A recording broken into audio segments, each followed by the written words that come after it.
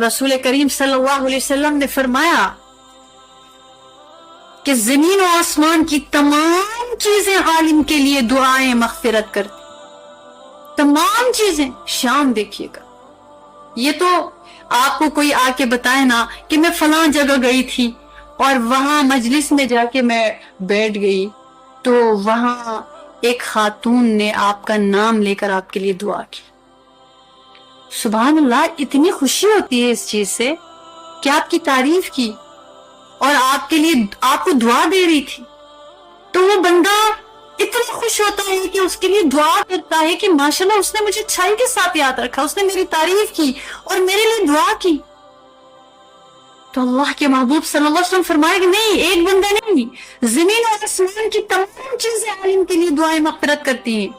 ترمذی ابو داود کی روایت ہے، تمام چیزوں میں درخت، چرند، چونٹیاں، مخلوقات ساری، اور اللہ رب العالمین نے اپنے کلام میں عظیم الشان میں فرمایا کہ سب میری تسبیح کرتے ہیں لیکن تمہیں نہیں پتا کہ ان کا طریقہ کیا ہے۔ تو اس کا مطلب ہے سب کے سب شان دیکھیے گا کہ یہ قرآن سیکھ رہا ہے،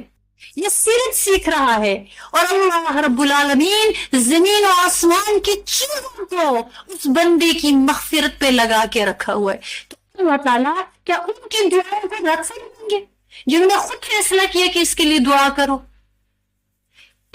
اللہ تعالیٰ ان کی دعاؤں کے بغیر بھی مغفرت فرما سکتے ہیں، لیکن یہ شان کروائی ہے ان کی کہ یہ مرتبہ، یہ شان، یہ رتبہ ہے۔